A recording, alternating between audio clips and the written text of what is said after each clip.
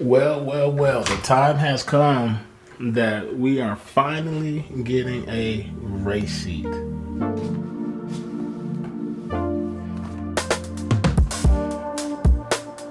Okay, y'all, so the day has finally come that I have officially got a racing seat. And not any type of race seat. I have Racetech. And if you guys know, Racetech is probably one of the top premier race seats that you can get. Of course, you see they're out of New Zealand.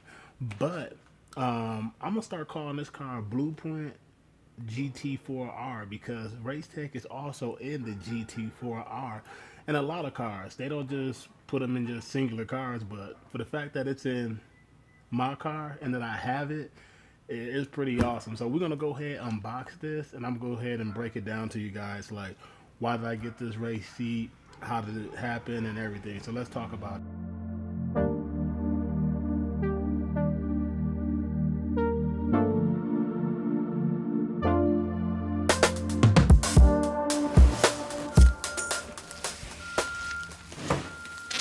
This is crazy, y'all.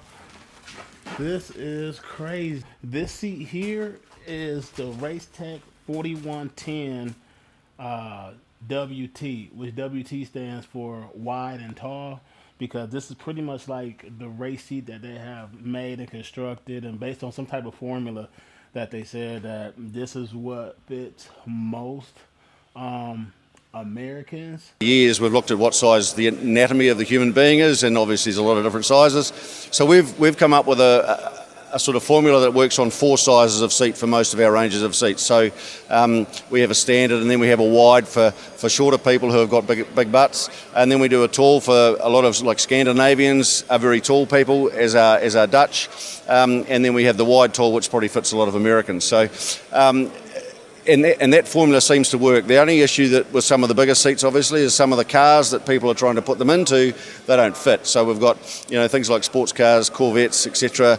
It's very difficult to get some of our bigger seats into them. So I got this because this is very close to like the one at the lead seat, as far as like the dimension wise. When I checked my hip weight, my hip width, I should say, and then just overall, like the lightness of the seat is crazy. You can't do this with the stock one at least. See, you guys seen me take out the passenger seat, the driver's seat, the rear seat, and those are pretty heavy. Those are about like 60 pounds. So with this here, I will at least shave about like 30, 35 pounds out the interior. So that'll be nice. I only did this because usually I don't put a passenger seat in there. Or if I decide to get more competitive into the racing, I may go ahead and get the headrest, because this is the one that do not have the headrest, and I'm going to show you guys this seat now.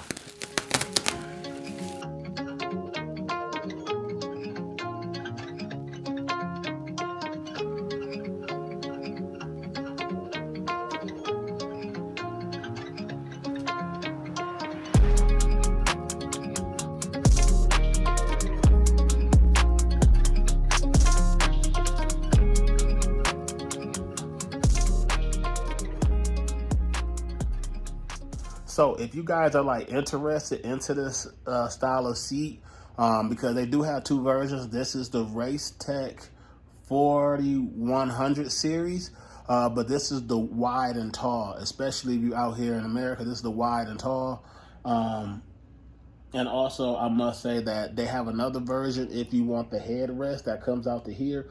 But if you're going to be using this in your car for daily in or on the street, get these seats here. If you're going to be at the track for sure, get the headrest to know it's a dedicated track seat, because these will impact, if you get the headrest, it will impact your blind spot for sure. So that's something else to mention. So this right here, this seat right here, you can get this seat probably for about, I think $1,100, $1,200, plus you got to include the shipping. The shipping is probably about $200. Depends on where you at, but alone, like you can get the seat for like $1,300, $1,400 shipped to your door, man. The quality is nice. You seen how it was packaged in. So you can't beat it. And the comfort, like I'm sitting here talking to you guys. I've been sitting here for like a good solid 10 minutes, and it feels good. I did not expect this at all coming from a fiberglass seat. Like, I can't wait to get in the car.